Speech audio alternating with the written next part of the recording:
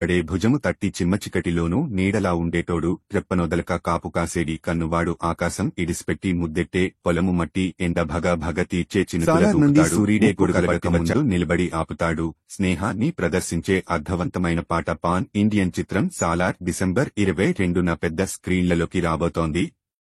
విడుదల తేదీ సమీపిస్తున్నందున మేకర్స్ కొద్ది నిమిషాల క్రితం మొదటి సింగిల్ సూర్యుడేని ఆవిష్కరించారు. అలాగే ఇతర భాషల వెర్షన్లను కూడా ఆవిష్కరించారు.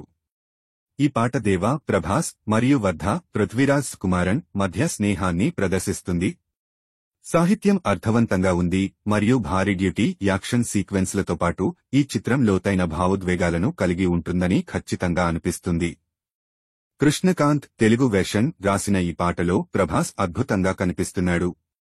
రవి బస్రూర్ స్వరకల్పన పాట థీమ్కు అనుగుణంగా ఉంది.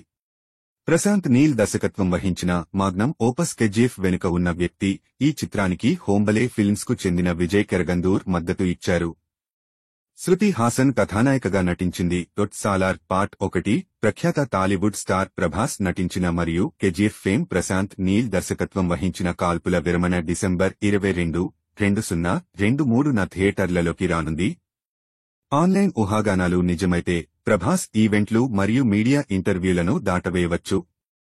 సాలార్ ధృవీకరించబడితే హోంబాలే ఫిల్మ్స్ ప్రేక్షకుల ఉత్సాహాన్ని కొనసాగించడానికి ప్రచార ప్రయత్నాలను ముమ్మరం చేయాలి.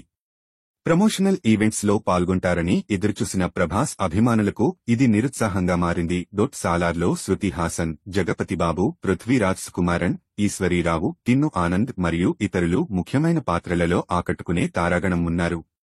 ఈ చిత్రానికి సంగీతం రవి బస్రూర్ అందించారు. మరిన్ని అప్డేట్ల కోసం చూస్తూనే ఉండండి.